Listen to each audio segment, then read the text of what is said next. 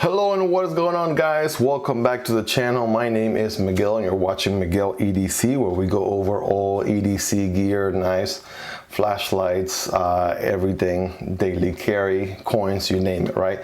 So today, as you can tell by the title and thumbnail, we're going to be looking at the Spyderco Smock, right? This is the Spyderco Smock.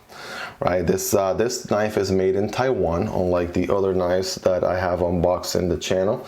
By the way, I got them right here in the top corner, so we have already looked at the Paramilitary 2, right? If you haven't checked out the unboxing for this guy, I'll drop a card right here in the top corner for you. Also the Para 3, the smaller one, smaller brother, right? Check out the unboxing video. I am daily carrying these guys, so I can give you a review here, hopefully in the very near future. But without further ado, let's go ahead and jump right into the Spyderco Smock, right? So right out of the box, you have the gold spider logo there, black and red box, very distinctive to Spyderco there. And you have the knife, of course. We're gonna crack that open in a second.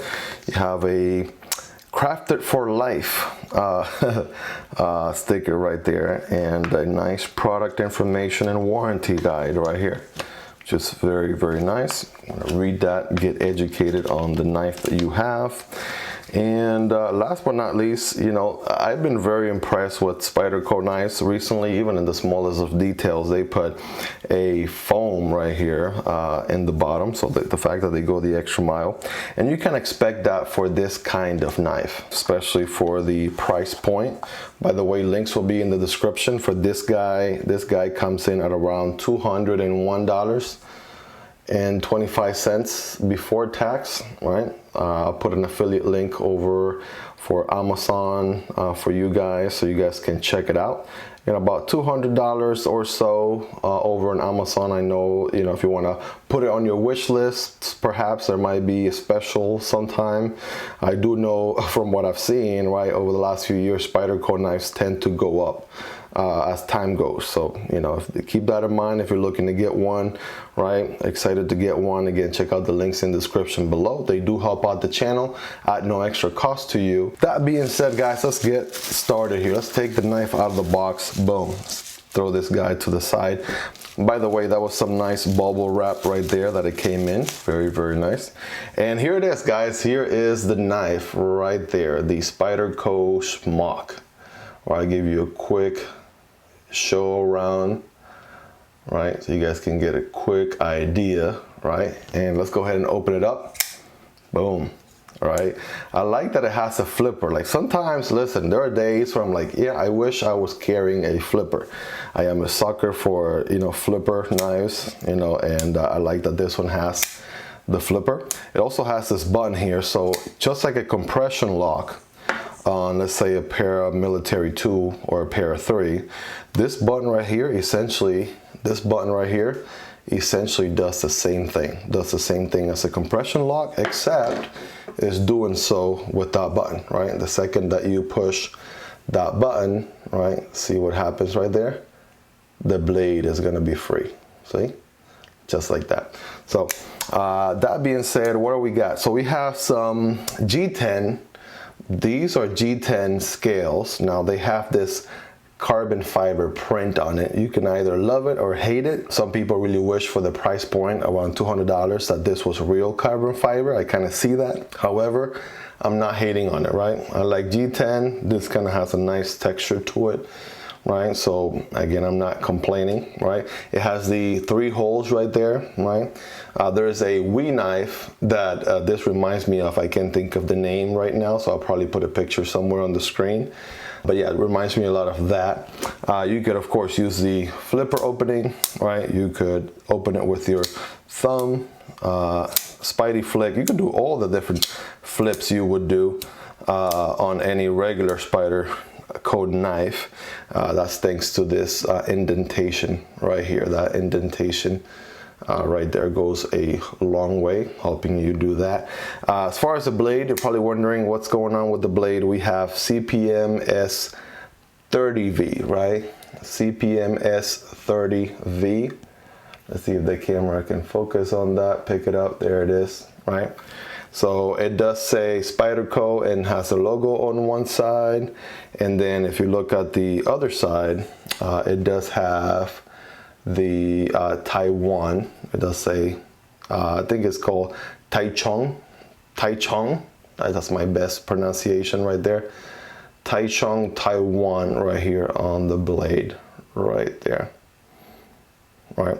Also has this ghost looking gear right here. I'm not very Spyderco savvy to be able to tell exactly what that gear is or what it means, but I'm sure I'm going to do my research by the time I do the review and let you guys know what that's all about. But yeah, I mean, looking at this guy, I mean, you saw what just happened there, right? I'm trying to flip it open just like as if it was a button lock, right? Right now I'm carrying the JRB Pyrite.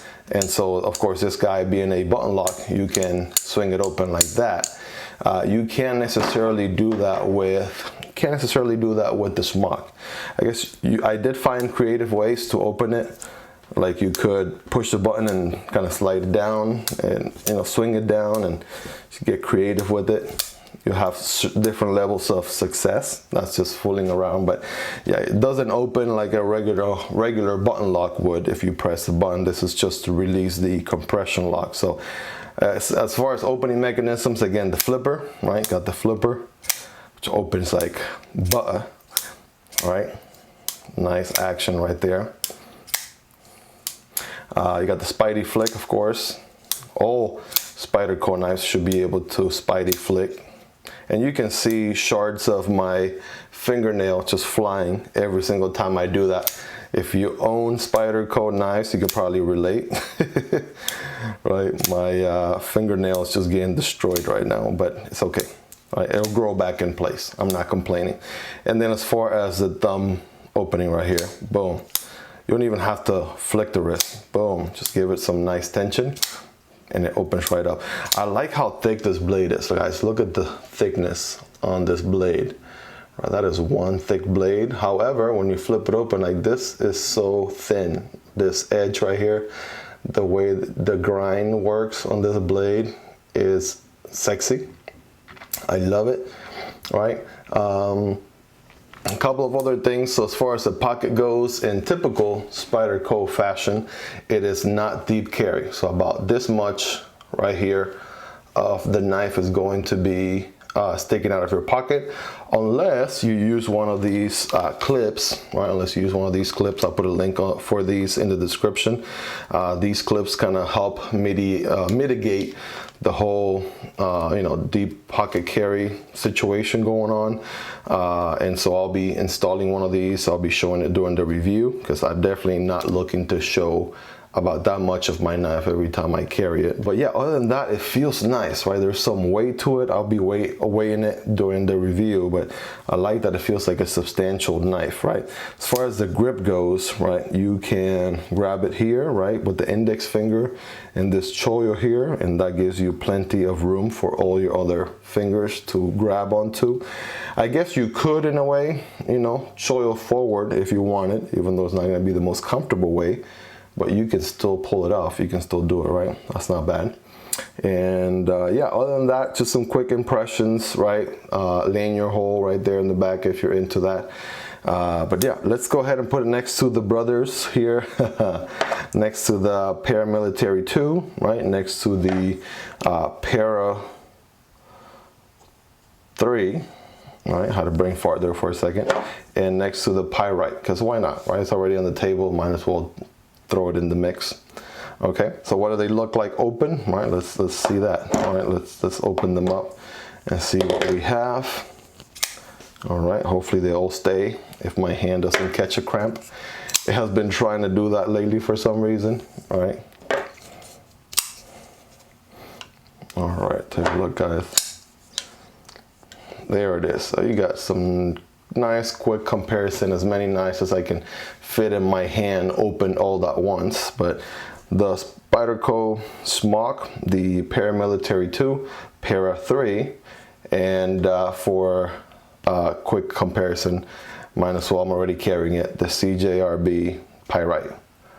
All right, let me know in the comments, right? If you're a Spyderco fanboy, right? Let me know, you know, what your thoughts are. Anything specific that you guys would like to see during the review, let me know in the comments if you want me to test anything specifically or give you feedback or information on a specific item or piece about this knife, guys. Let me know in the comments so I can do that. I can make sure to make that possible, make that happen for you guys. Again, the goal here is to EDC, to carry this guy for the next week or two or even longer, right? I got so many knives that are backed up in the queue right now that I'm carrying as we speak, so that I can gather some feedback and let you guys know about during a review video. So if you're excited for that, make sure to subscribe, hit the like button, right? Let me know in the comments anything specific you'd like to see. By the way, guys, a lot of people keep asking in the comments, what are these things right here in the top left corner of your videos,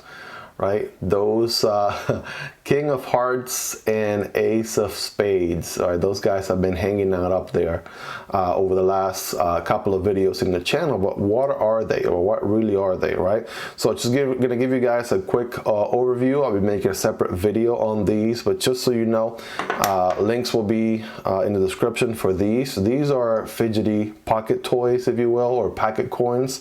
Of course, this channel is all about EDC, right? So this will be a fidgety pocket coin, if you will, something that you get a chance to play around with in your pocket, right, alongside with you know, all the other things that you carry on a daily basis.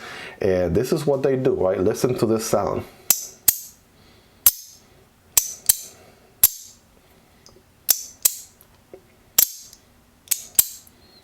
Right, if that's not satisfying, I don't know what is, but I can see myself doing this over and over again and never getting tired of that sound. Check out this guy. Let me swap hands. I am right-handed.